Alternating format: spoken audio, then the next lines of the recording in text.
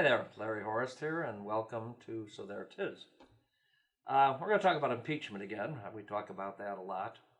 But there's something we haven't talked about, at least not the way I would talk about it.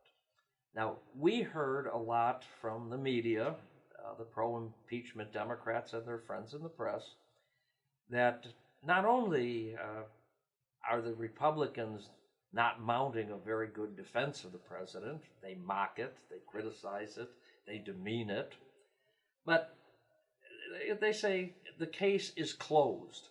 There is no other argument. It's a closed case, so why even argue?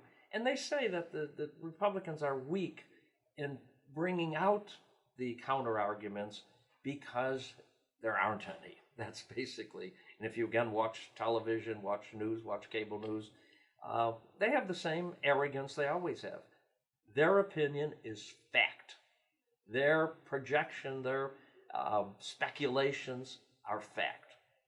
So the Republicans have no defense. Trump has no defense. Well, if you're going to impeach somebody, of course, that's what you'd say. But shall we consider this? And I've seen it in the past. I've seen it in courtrooms. Sometimes it's better to let the opposition, in this case, let's call them the prosecution, which they are, it's better to let the prosecution run the table for a while. Let them get all of their arguments out there.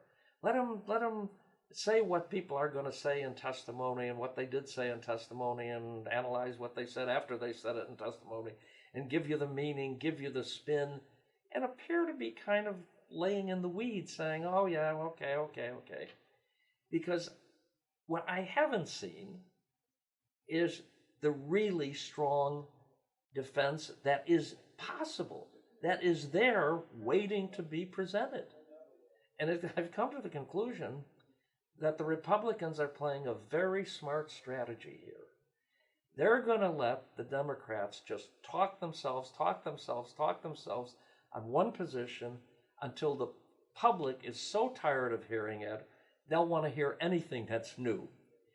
And at that point, the Republicans are going to start to put together the defense argument. Just like a court of law. I know this isn't a judicial process, but it's a lot like one. There's going to be a prosecution, and that's going on day to day ad nauseum right now. And then there's going to be a defense. And it's going to be when we see that defense that minds are going to start to change because people say, oh, I hadn't heard that before. Why hadn't you heard that before? Well, because the Democrats are only giving you one side, selective information, picking things out that try to sew together a case. We haven't been able to look at the other side yet. So when we get to the point of public hearings, it might be a little better. But I don't expect a lot out of these first public hearings because these are being staged by the Democrats as a means of impeaching the president.